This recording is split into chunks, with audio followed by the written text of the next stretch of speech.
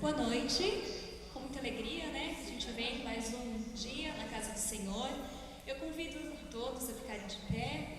Vamos entoar uma música ao nosso Deus. Para quem não conhece, pode estar fazendo então um momento de oração também.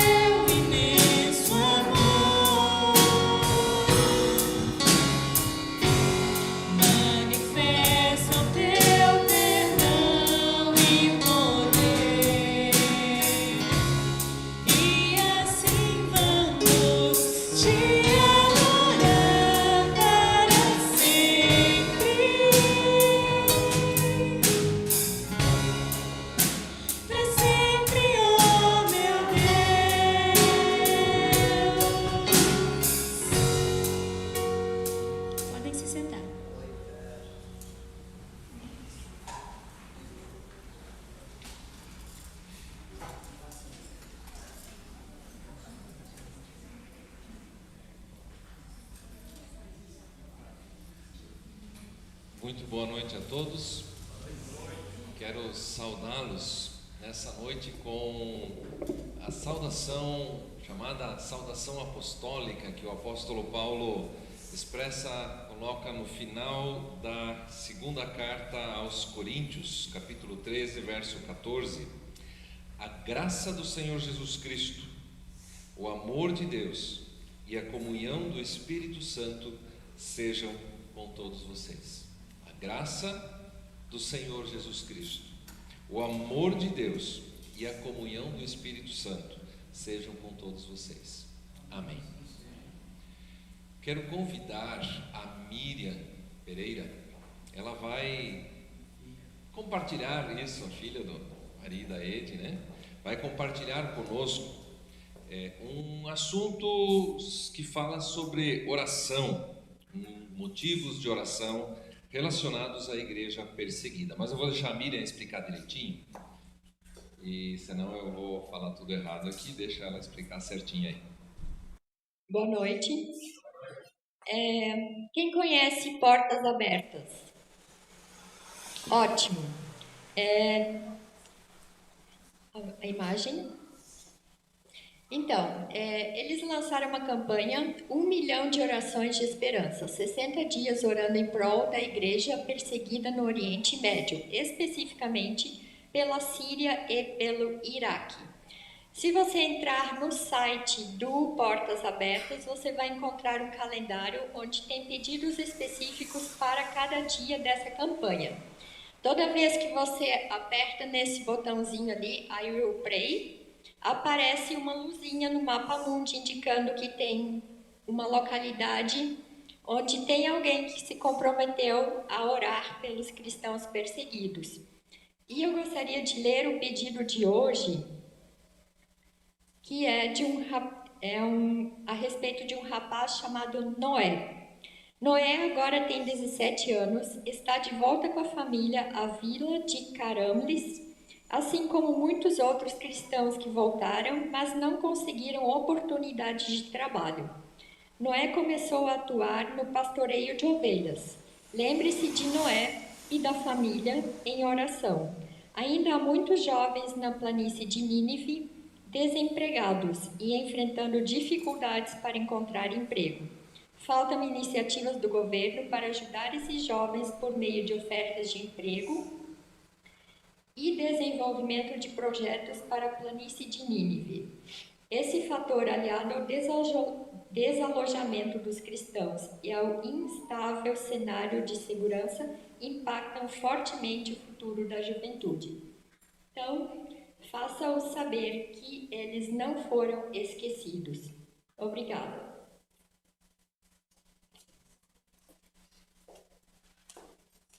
Obrigado, Miriam. Então, se você acessar o site dessa... É uma ONG, né? E ao mesmo tempo um ministério missionário de atendimento, acompanhamento, oração, apoio a igrejas, a cristãos em lugares onde cristãos são perseguidos. Eu quero convidá-los, assim como estamos, para intercedermos também por esse motivo de oração, no dia de hoje especificamente, né, pelo Noé e pelas iniciativas também de emprego. Vamos orar. Deus querido, como igreja reunida nesse momento, nós queremos prestar culto a Ti, louvar o Teu santo nome. Nós queremos dizer o quanto é importante para nós esse tempo, esse momento onde, no meio do nosso dia a dia, no meio da nossa semana, nós silenciamos para ouvir Tua palavra, para prestar culto, louvor e adoração a Ti, para trazer diante de Ti as nossas necessidades, a nossa oração, a nossa alegria, a nossa gratidão, a nossa intercessão. E também, que especial, Senhor, que podemos, ao fazer isso, olhar além das nossas próprias necessidades, dos nossos próprios muros, e aprender também com os irmãos que são perseguidos, que passam por privação e sofrimento pelo simples fato de proclamarem o Teu nome. Nós estamos aqui reunidos livremente e abertamente, mas em tantos lugares, Senhor, muitos são perseguidos, sofrem, são mortos por adorarem o Teu nome. E nós pedimos que Tu os fortaleças e também que despertes em nosso coração esse amor por Ti, assim como eles têm nesses lugares. Em especial, lembramos desse jovem, Noé, pelas suas necessidades de trabalho, pelas necessidades de trabalho também em todos esses locais. É assim que oramos, assim que pedimos também pelo culto desta noite, em nome de Jesus. Amém. Quero saudar também os nossos visitantes, vieram com a Dona Maja, a Frida, a Florentina e o Cláudio, bem-vindos. E também o professor Otto e a Andréia. O professor Otto conhecido de muitos aí, né? Filho da dona Nelly e do professor Nelly também, né? E do professor Ildefonso também, né? Uma família de professores, né? Especial isso. Bem-vindos também, Otto e Andréia. Também deixar registrado os avisos dessa semana. Temos aniversariantes aí na comunidade, né? O casal Dani e Marcos, de aniversário essa semana, né? Parabéns para o casal. A agenda da semana é a agenda de sempre, tá tudo aí, né? Os grupos vão se encontrando, vão se programando. E de forma especial eu quero lembrar das atividades das próximas semanas, né? Pode passar. Temos no dia 10 a feijoada. Fred, cadê você? Tem ainda alguma necessidade para feijoada? As vendas dos cartões estão acontecendo? Estão acontecendo, mas ainda não tem o retorno se todos eles estão sendo. Ok, então essa semana a gente precisa dar o retorno para o Fred, aí quem já, mesmo que não faz o acerto, pelo menos avisa que já vendeu, o que vendeu, né? E também vai precisar de gente para ajudar aqui no sábado para entregar as marmitas para o pessoal, né? As feijoadas. Então fala com o Fred e a Eliana no final do culto quem está disposto a ajudar. Se você está nos ouvindo, acompanhando online aí também e tem como ajudar no sábado, dá um toquezinho aí pro Fred. O Fred mandou o WhatsApp para todo mundo, né? Então vocês têm o WhatsApp do Fred aí, da Eliana, dizendo que vão poder ajudar no sábado que vem aqui. Ainda precisa de gente para ajudar, né? Então converse aí no final do culto. E também durante o mês de setembro, a partir do dia 10, agora vão acontecer apresentações do musical Arte para a Vida, que é um musical lá da FLT. E tem diversos lugares onde esse musical vai se apresentar. Agora, dia 10 vai ser lá em São Bento, dia 17 em Pomerode, Rio do Sul, Jaraguá, Joinville, São José. Eu faço propaganda também porque o Pedro está no musical, né? Mas não só, porque nós já assistimos diversas apresentações deles e é muito legal, né? Sempre uma mensagem com música, uma mensagem cristã muito especial. Vale a pena quem puder se deslocar a um desses lugares para assistir esse musical. Quem tiver mais dúvidas ou quiser mais informações, fala comigo também ao final do culto. E também, ainda no mês de setembro, dia 25, no último domingo de setembro, nós teremos aqui uma palestra, uma apresentação de um doutor alemão, Klaus Dieter John, ou John, não sei como é que pronuncia o sobrenome dele direito, mas ele e a sua esposa, eles construíram um hospital de referência no Peru, né, na região ali do Machu Picchu, né? Machu Picchu é conhecido e tal. Então nessa região, assim, um testemunho de fé, um testemunho de confiança em Deus, um relato relacionado aí toda a área de saúde e até a parte civil aí, né, de construção. É algo assim muito especial nós ouvirmos o relato desse médico, né, e ao mesmo tempo um relato de fé. Aquilo que eles construíram não foi algo construído pela inteligência, pela capacidade humana de adquirir recursos para isso, né? Mas como Deus foi dirigindo e acompanhando e guardando também todo esse processo, né? É uma história muito especial. Eu quero animá-los para assistirem no dia 25 de setembro.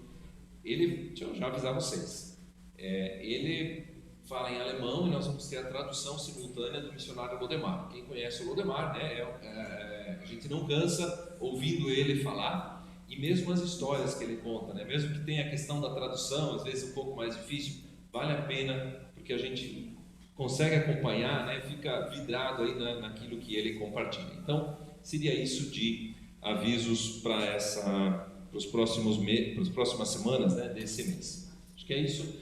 No próximo hino nós fazemos a oferta e nós vamos fazer assim. A cesta da oferta ela é passada, começa aqui na frente, você vai passando, né? Deixa para uma pessoa, você passa para quem está do seu lado aí, então você pode fazer a sua oferta, fique bem à vontade. Quero animá-lo a fazer disso também um hábito, né? como um ato de louvor, de gratidão ao nosso Deus.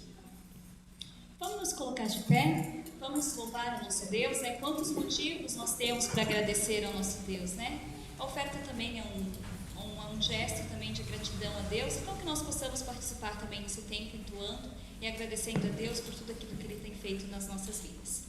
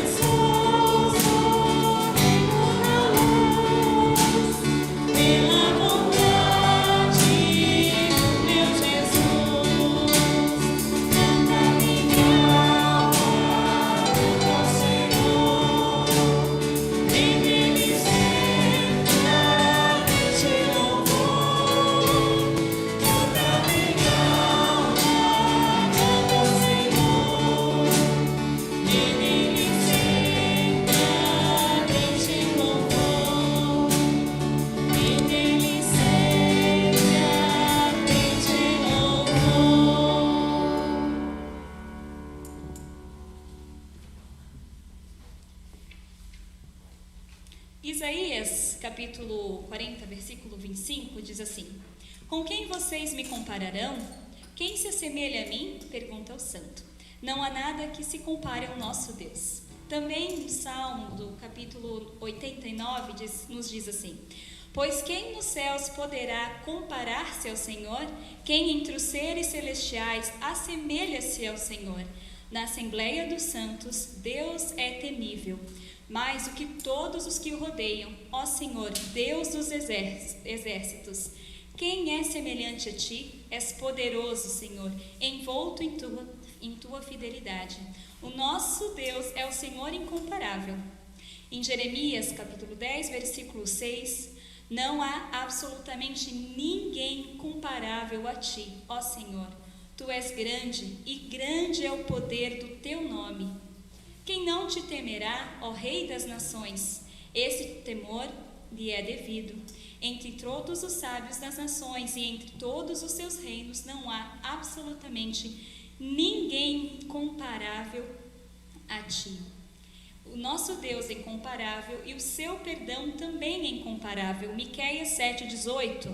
Quem é comparável a ti, ó Deus, que perdoa o pecado e esquece as transgressões do remanescente da tua herança?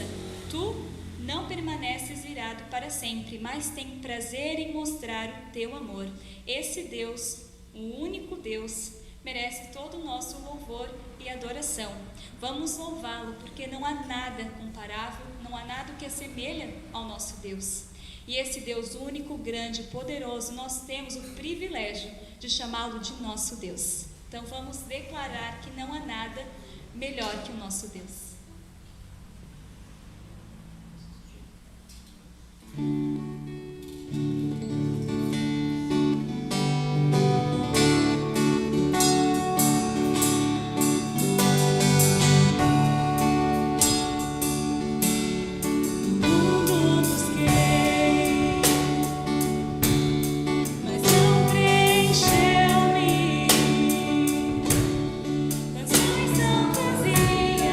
Tesouros que um dia se consumarão.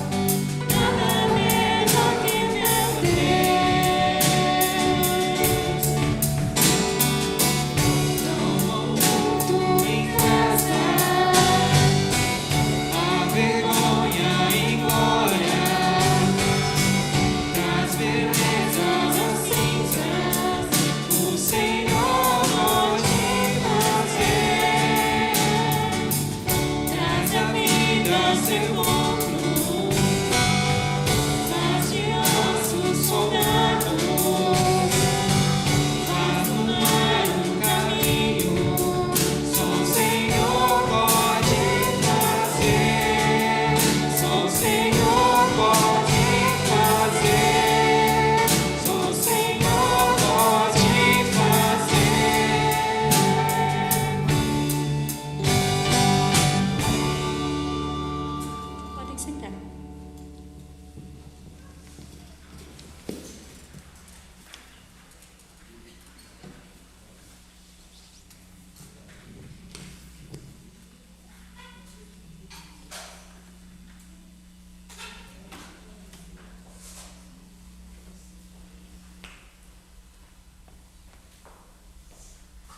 Onde estão as nossas crianças?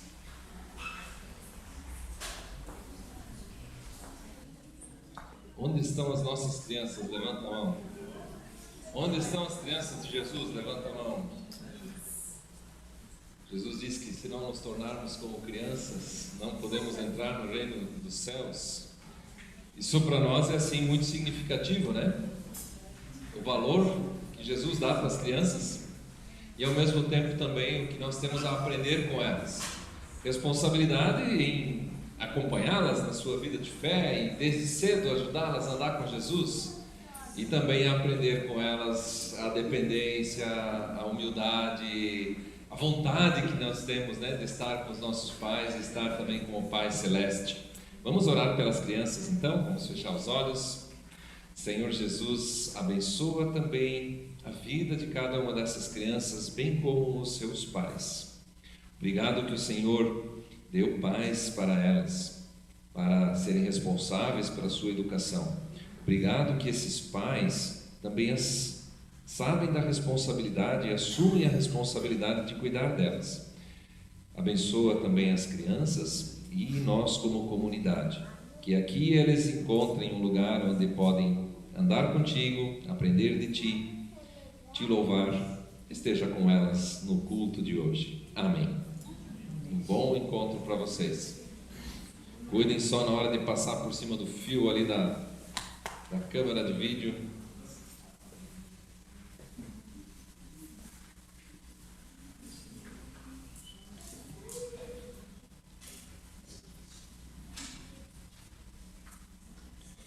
E eu quero ler com vocês do Antigo Testamento o último capítulo do livro de Ruth capítulo 4.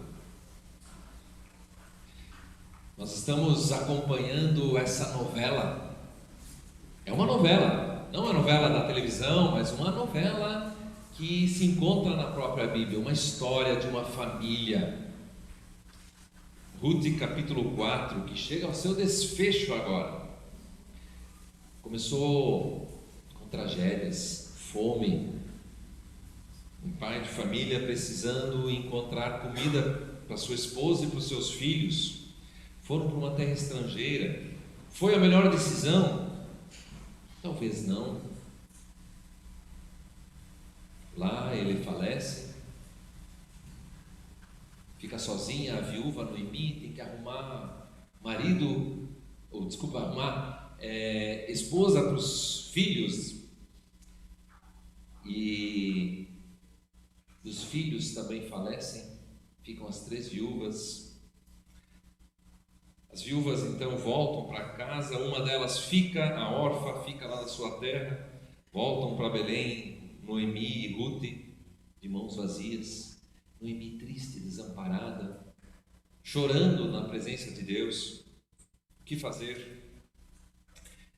E a história continua, a Ruth se torna mais importante, mais especial do que muitos filhos.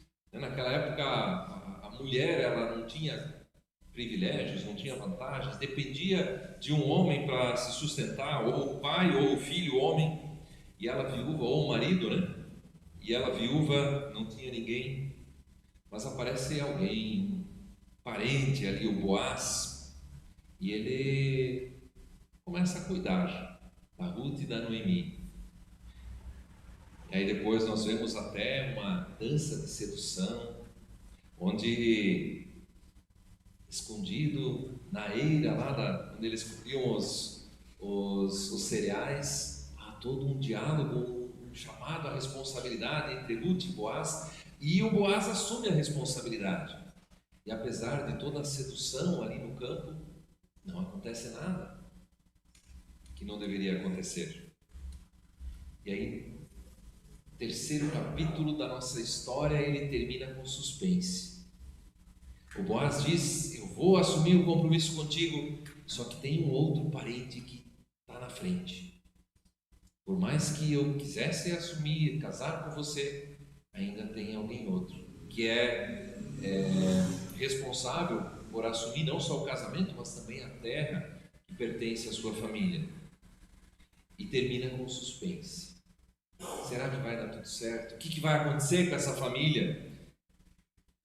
E então Ruth termina o capítulo 3 precisando exercitar a fé por meio da paciência, da esperança, esperando pela conclusão. E aí chega o nosso capítulo 4 que eu quero ler com vocês. Ruth capítulo 4, já deu tempo de vocês abrirem, né? Pode acompanhar também aqui na frente. E nós vamos ler em pedaços. Tá? Vamos lendo e acompanhando a história, a novela, né? Como ela vai se desenrolando. Diz o versículo 1: Enquanto isso, Boaz subiu à porta da cidade e sentou-se, exatamente quando o resgatador que ele havia mencionado estava passando por ali. Boaz o chamou e disse: Meu amigo. Algumas outras traduções da Bíblia falam fulano. Venha cá e sente-se. Ele foi e sentou-se. O livro de Ruth é um livro extremamente feminino. História de mulheres, como as mulheres vão encontrando o seu espaço também no mundo extremamente machista daquela época. Mas agora há um momento em que é preponderantemente masculino na história, uma negociação entre os homens da história. E ela acontece na entrada da cidade, no portão ali, né? Hoje em dia nós diríamos que o Boaz foi no cartório e esperou o sujeito chegar no cartório também. Acontece no cartório, onde os negócios eram confirmados, firmados. E, de novo, a história mostra como os acasos de Deus não tem nada de acaso. O Boaz vai lá no portão da cidade, no cartório deles, e, por acaso, na mesma hora, o fulano aparece ali. O fulano não tem nome. Numa história onde cada um tem um nome, cada nome tem um significado especial, o fulano não tem nome.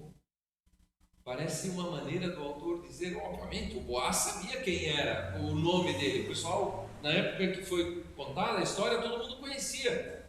Mas parece que quem conta a história faz questão de não dizer o nome, para talvez destacar algumas questões ali, né? Esse homem que se preocupava tanto com sua herança, com o seu nome, com o que vão falar dele, na hora que a história vai ser contada, né, ao longo dos séculos, pelo povo de Deus, ele acabou sendo alguém que não é lembrado.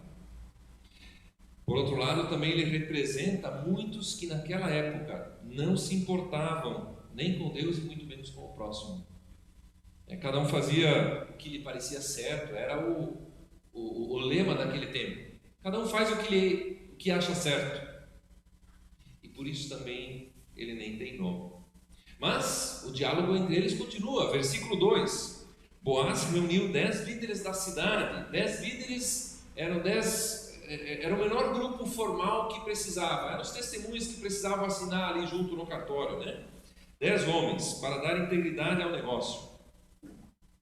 E ele disse: sente-se aqui, pro fulano. E eles se sentaram.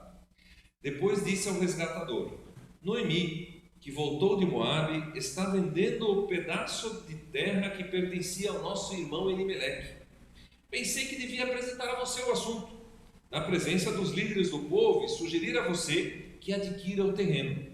Se quiser resgatar essa propriedade, resgate-a. Se não, diga-me, para que eu o saiba, pois ninguém tem esse direito a não ser você e depois eu.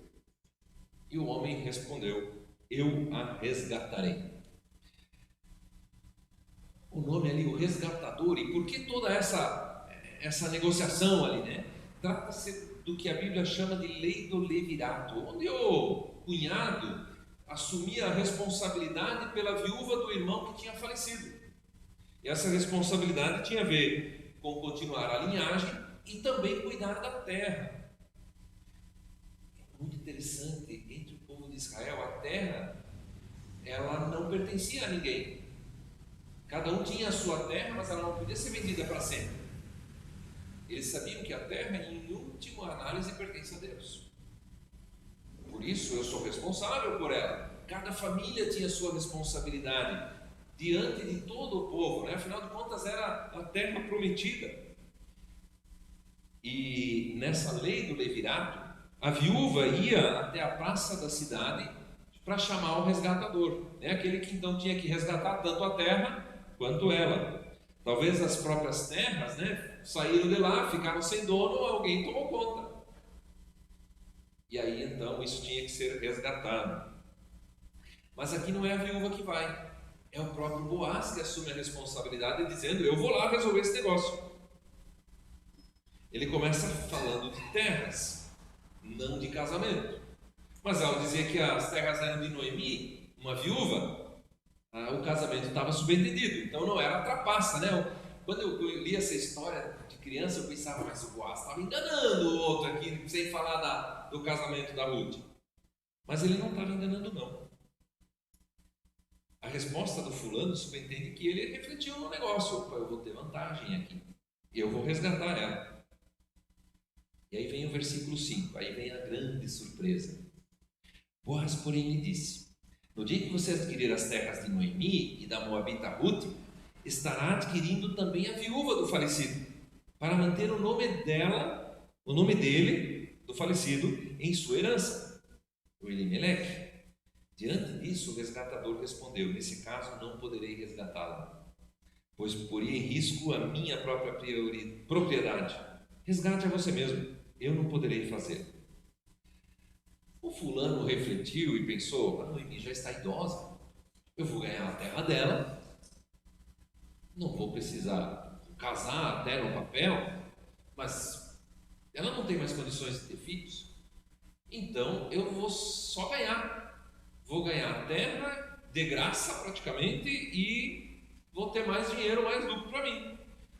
Mas quando entra a história da Ruth, ele pensou: não é que ele não queria casar com a Ruth, porque não achou a Ruth bonita, não tem nada a ver com isso.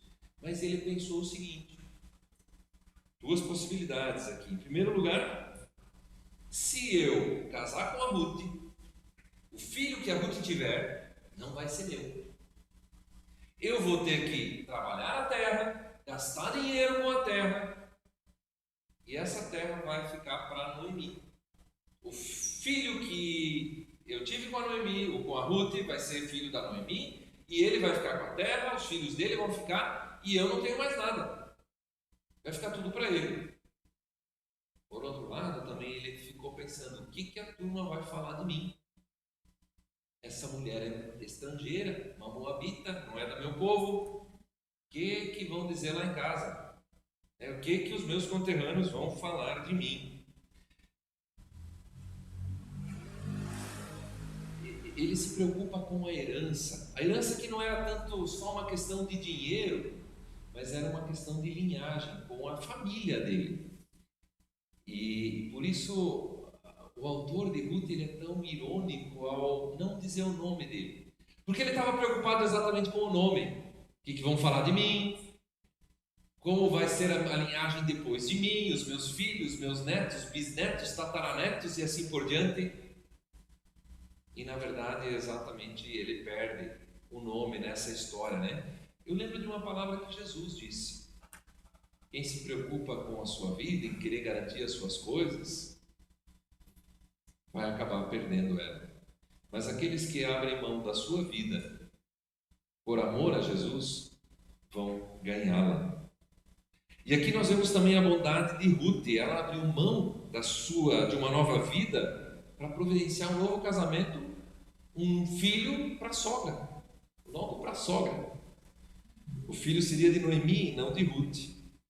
Na verdade, ela já cuidava da sogra antes de um filho cuidar dela depois. E nós vemos também a bondade do Boaz. Quando ele vem e faz um negócio com aquele outro sujeito, ele está assumindo abrir mão daquela terra que ele poderia ter, que a Ruth pediu para ele fazer. Mas aqui a gente vê a integridade dele também, porque ele diz: primeiro vamos fazer aquilo que é o correto, aquilo que é o íntegro, aquilo que é o decente, aquilo que é o direito, acima das minhas vontades. E aí a história continua com um detalhe muito interessante. Antigamente em Israel, para que o resgate e a transferência de propriedade fossem válidos, a pessoa tirava a sandália e dava ao outro. Assim oficializavam os negócios em Israel. Quando, pois, o resgatador disse a Boaz: adquire a você mesmo, tirou a sandália. Que negócio estranho, né? Já pensou a turma tirando a sandália aí, ao invés de ir no cartório e reconhecer firma, né? Tá, pega aqui minha sandália, né? Na época do fio do bigode, né? Que a turma tirava. Eu já vi filme aí, a turma cuspia na mão, né? E apertava a mão um do outro, né? Mas tem um outro detalhe aqui na história da sandália. Quando o sujeito não assumia a viúva chegava lá na porta da cidade e dizia: tu tem que cuidar de mim, da minha família, aquele negócio todo. Mas se ele não estava disposto, ela pegava e tirava a sandália dele do pé, cuspia nele. Aí não é cuspir na mão, cuspia nele, é um negócio pesado aqui.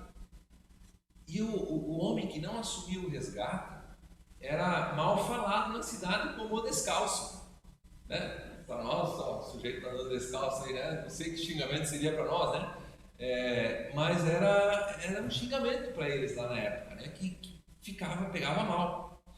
Provavelmente essa tradição já tinha passado um pouco, mas a história da sandália ainda permanece. Então o sujeito tira a sandália, ele mesmo tira, né? Não é a viúva que tira, ele tira e diz: ó, tá aqui, eu passo esse direito para ti, né? Deixo a sandália do meu pé aqui para ti, você assume o negócio, né? E assim o Boaz e o negócio todo fica fechado. Versículo 9, então, continua. Boaz então anunciou aos líderes e todo o povo ali presente: vocês hoje são testemunhas de que estou adquirindo de Noemi toda a propriedade de Limeleque, Quilion e Malom. Estou adquirindo o direito de ter como mulher a moabita Ruth, viúva de Malom, para manter o nome do falecido sobre sua herança, para que seu nome não desapareça no meio da sua família ou dos registros da cidade. Vocês hoje são testemunhas disso. Temos aqui o pacto nupcial, um acordo e um compromisso, que não é algo só privado, é algo público. Ele diz diante das testemunhas dos líderes da cidade. Eu fico pensando que esperança pode ter uma sociedade em que as pessoas simplesmente juntam as escovas de dente, onde não assumem o relacionamento como um compromisso público, uma responsabilidade não só diante das minhas vontades, mas também diante da sociedade. E a história continua. Os líderes também testemunham, e todos os que estavam na porta confirmaram: somos testemunhas. E eles oram: faça o Senhor com essa mulher que está entrando em sua família, como fez com Raquel e Lia, que juntas formaram as tribos de Israel. Seja poderoso em Efrata e ganhe fama em Belém. E com os filhos que o Senhor conceder a você dessa jovem, seja a sua família como a de Perez, que Tamar deu a Judá. Um monte de nomes aí. Mas aqui nós temos uma cerimônia civil, que não é só o noivo e a noiva que falam, não é só o oficiante, o pastor ali que está falando, mas os testemunhas oram aqui por esse casal. E eles pedem com esses nomes aqui a gente que era importante na história do povo.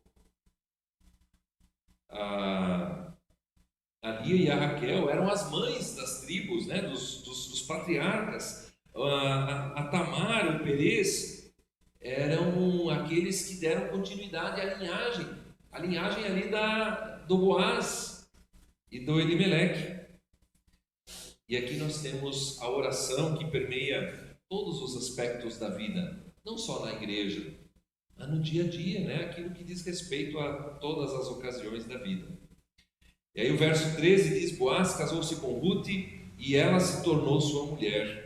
Boaz a possuiu e o Senhor concedeu que ela engravidasse, desse à luz um filho. As mulheres disseram a Noemi: louvado seja o Senhor, que hoje não deixou sem resgatador, que o seu nome seja celebrado em Israel. O menino dará a você uma nova vida e a sustentará na velhice, pois é filho da sua nora, que a ama e que é melhor do que 7 filhos para você. Aqui então finalmente o casamento acontece. Eles esperaram até que tivessem assumido um compromisso público.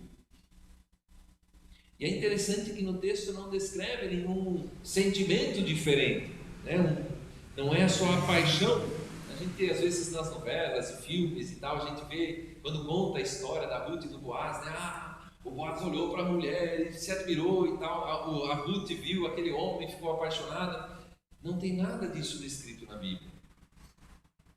Pode até ser que houve toda uma paixão, mas o que chama a atenção aqui é o conteúdo, o caráter dessas duas pessoas, a integridade e a bondade delas.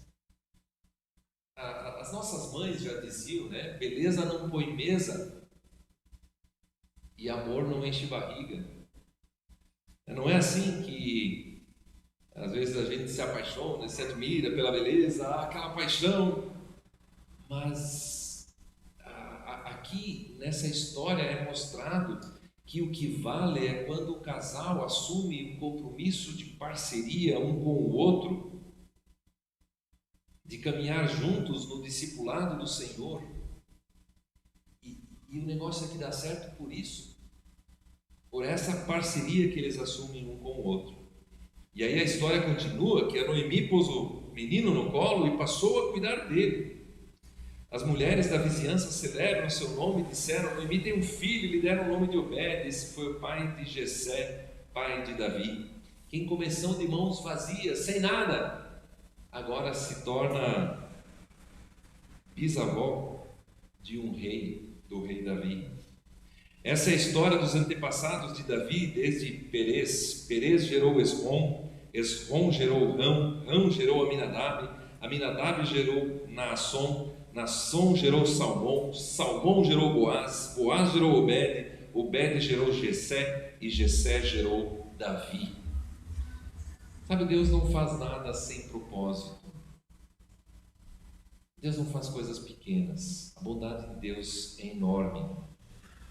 Nós que às vezes somos mesquinhos e achamos que Deus é mesquinho também, mas Deus vai cuidar de uma família passando necessidade, passando fome, mas ao fazer isso Ele tem um plano que faz parte do seu plano de salvação. Pense nisso também na sua vida. Quando Deus cuida das suas necessidades, Deus tem um plano maior, o seu plano de salvação pensado ali. Quando Deus olha e quando você pede pelos seus filhos, pelos seus netos, quando você pede pela sua vida e quando você quer ajuda de Deus para caminhar com Ele, Deus tem também um plano maior ali, pensando além, pensando no seu plano de redenção, de salvação da humanidade, de chamar de volta para si aquele que está perdido. Nós às vezes somos muito mesquinhos e egoístas. Jesus não veio para curar a unha encravada do meu pé.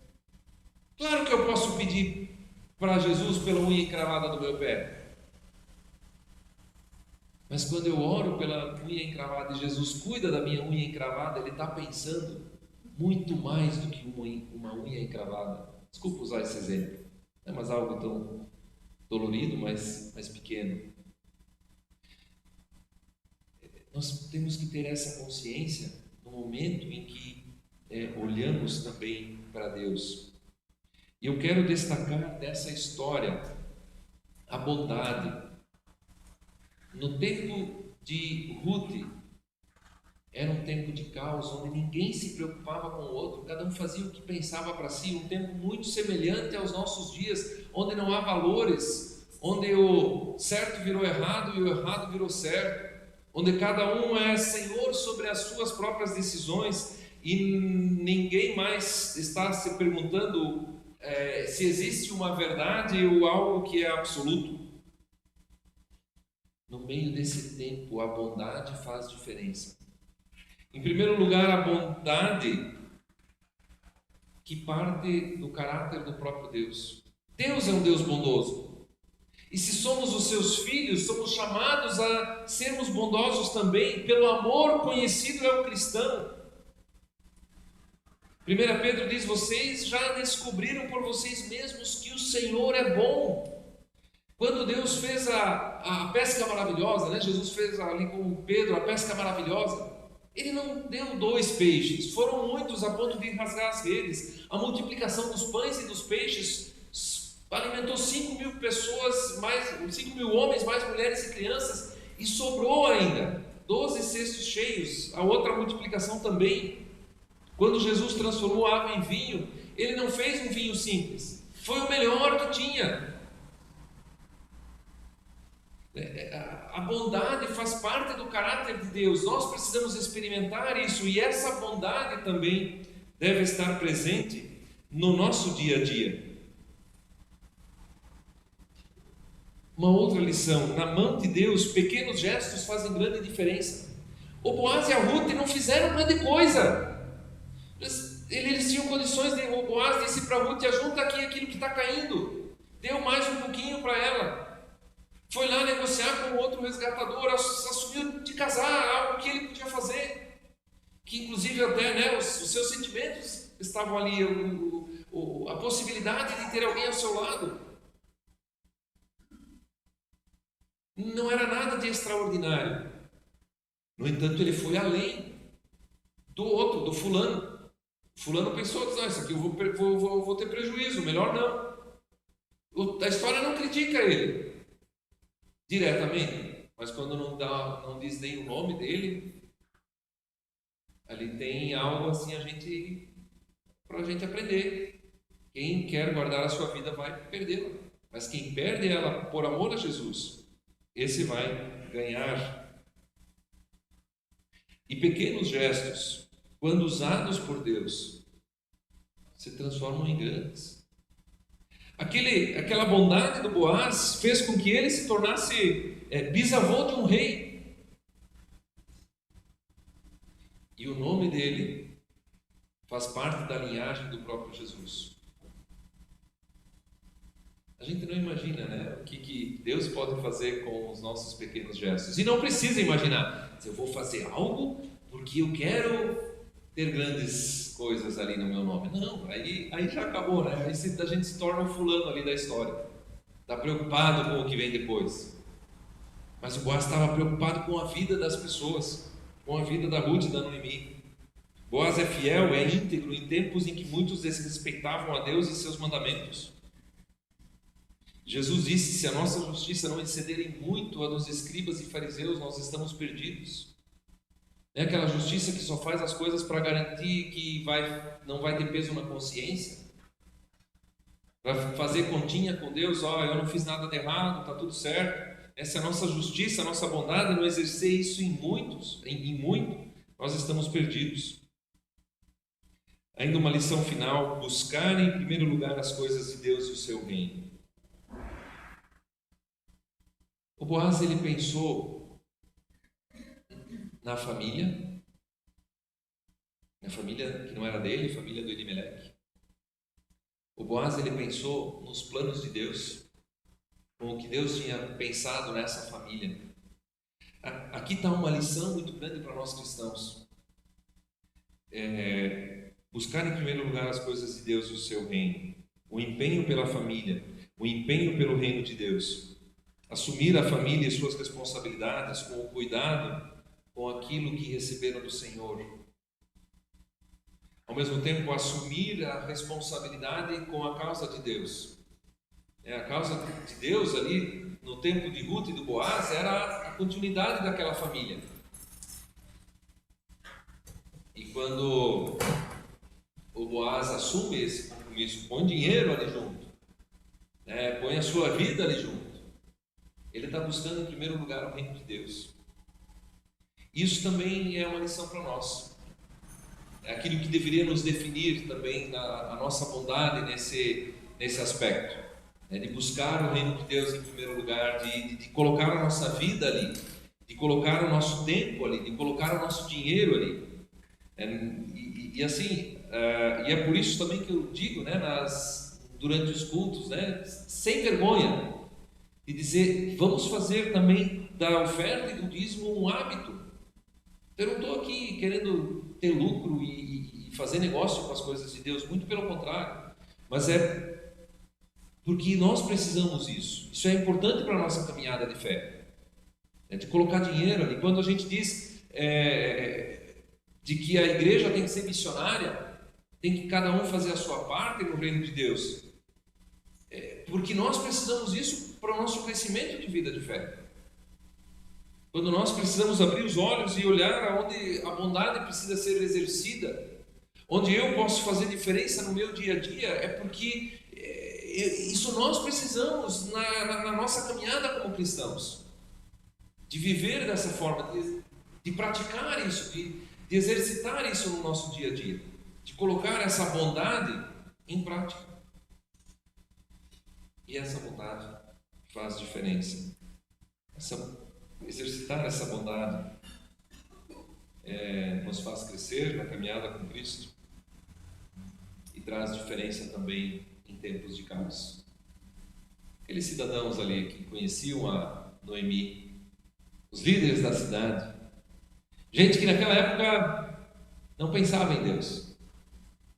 O testemunho que foi, eles lembraram do agir de Deus, eles oraram, se voltaram também para Deus por causa do testemunho de duas pessoas em situações tão comuns do dia a dia: sustento, trabalho, comida, casamento e assim por diante. Que Deus nos abençoe. Amém.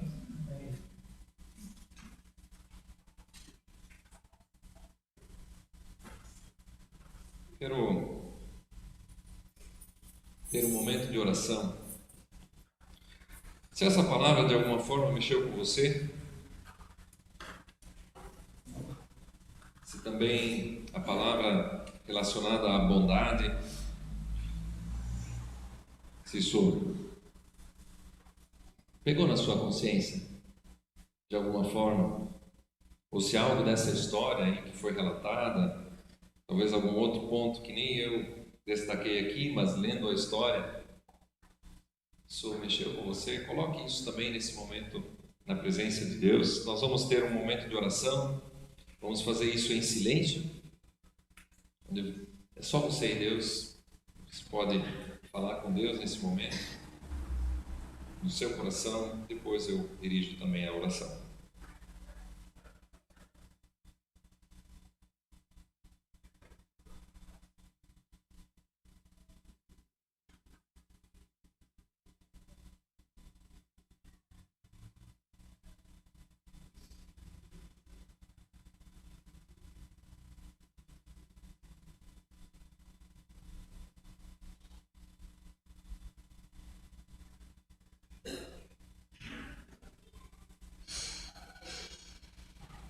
Cria em mim, ó Deus,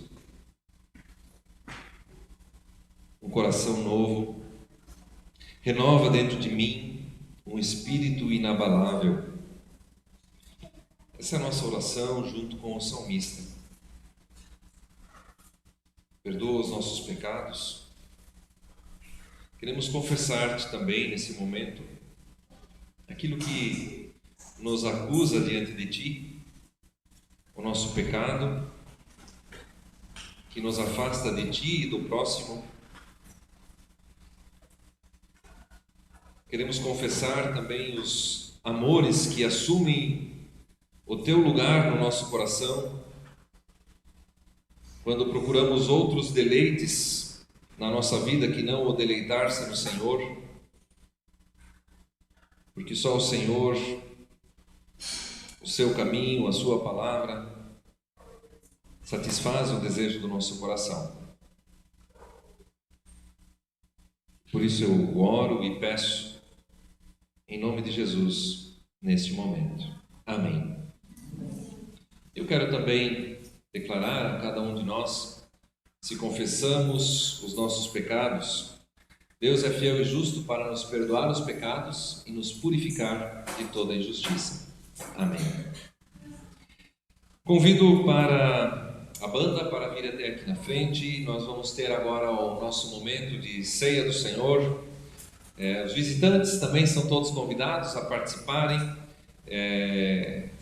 A ceia do Senhor é um convite ao arrependimento, um convite ao perdão. Não é um gesto mágico, mas é um gesto de fé, onde o Senhor faz a sua aliança conosco e Ele nos convida a participarmos dessa aliança. Um convite ao perdão, um convite a fazer parte do corpo de Cristo. Se você tem essa fé, se você partilha disso, também é chamado a partilhar desse momento. Nós vamos fazer assim enquanto cantamos o hino. Podemos nos colocar de pé. Tem aqui na frente o álcool, dá para aspirar o álcool na mão. Aí você pega um pedaço de pão e um copinho de suco e volta ao seu lugar e espera até que todos tenham se servido. Terminamos de cantar o hino e aí no final nós partilhamos esse momento todos juntos. Pode iniciar aqui da minha direita, lado esquerdo de vocês.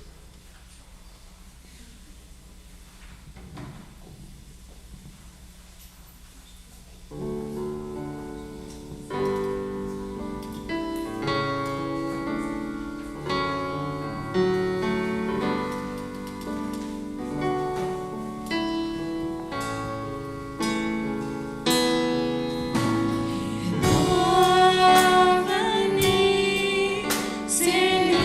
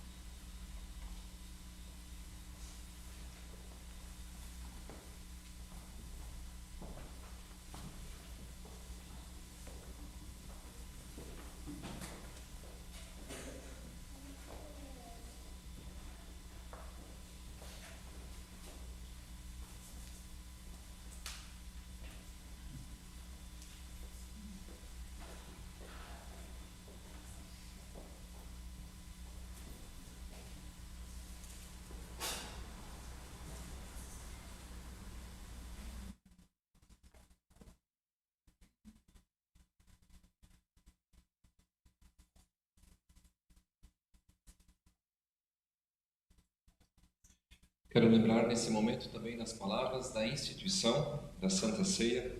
Nosso Senhor Jesus, na noite em que foi traído, tomou o pão, deu graças a Deus, então partiu e deu a cada um dos seus discípulos, dizendo: comam dele todos, este é o meu corpo que foi dado por vocês em favor do perdão dos seus pecados. Façam isso todas as vezes em memória de mim. Esse é verdadeiramente o corpo de Cristo, comam dele todos.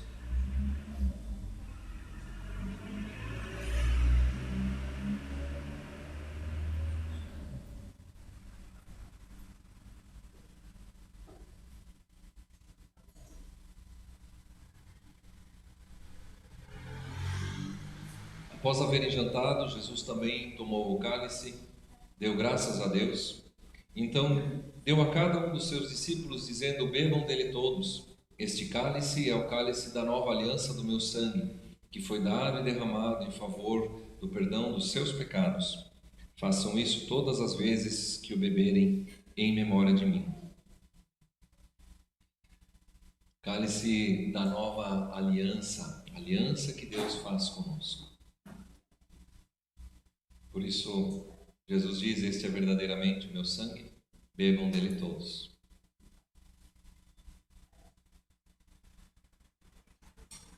E eu quero ainda, como palavra de bênção para esse momento de ceia, lembrar das palavras de Jesus, quando ele lhes diz: as minhas ovelhas ouvem a minha voz, eu as conheço e elas me seguem.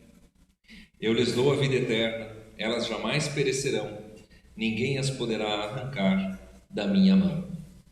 Que o Senhor assim os abençoe. Amém. De pé ainda, convido para um momento de oração final. Assim que os copinhos forem recolhidos. Obrigado. Vamos fechar nossos olhos e orar ao nosso Deus. Senhor Deus e Pai, nesse momento também queremos trazer na Tua presença a nossa caminhada como comunidade de fé. Oramos aqui pela programação dessa semana, pelos momentos que teremos também como comunidade de encontro, de palestras, para que nos oriente e nos fortaleça na caminhada, nos faça crescer, para que também mais pessoas possam conhecer Tua Palavra. Oramos pela feijoada do próximo sábado, que seja também um momento de confraternização, de alegria nas famílias e também possa trazer recursos tão necessários para a nossa comunidade. E Deus, ainda intercedemos pelas famílias da nossa caminhada, da nossa comunidade, na sua caminhada de fé, na sua casa, no seu lar, nos relacionamentos. Ajuda, Senhor, onde o perdão é necessário, onde de repente mágoas e amarguras precisam ser curadas. Esteja presente ali nos lares, Senhor, também que tenha o desejo, a vontade de caminhar contigo. Cura, restaura feridas. Também, Senhor, trazemos à Tua presença os nossos doentes, Silas e Nilve, a Alzira e lá em Porto Alegre, o seu Eldo, também os demais adoentados, também a Dona Elvira, que tem também uma cirurgia pela frente, e o Renan. Queremos trazê-los diante de Ti, também os enlutados. Ó Senhor, esteja curando e consolando também aqueles que sentem a falta dos seus entes queridos. Também nossos demais pedidos, motivos de oração, colocamos juntos na oração que nos ensinaste, dizendo: Pai nosso que estás nos céus, santificado seja o Teu nome, venha o Teu reino, seja feita a Tua vontade, assim na terra como no céu. O pão nosso de cada dia nos dá hoje, e perdoa-nos as nossas dívidas, assim como nós também perdoamos aos nossos devedores. E não nos deixes cair em tentação, mas livra-nos do mal, pois Teu é o reino, o poder e a glória para sempre. Amém. O Senhor, teu Deus Todo-Poderoso, Pai, o Filho e o Espírito Santo, te abençoe e te guarde. Que Ele levante o seu rosto sobre ti e tenha misericórdia de ti. Que Ele olhe para ti com amor e bondade e te dê a sua paz. Paz que o mundo não dá, paz que excede todo entendimento, guarda nossas mentes e corações em Cristo Jesus. E assim te abençoe o Todo-Poderoso Deus. Amém. Uma boa noite a todos, seja uma bênção no seu dia a dia.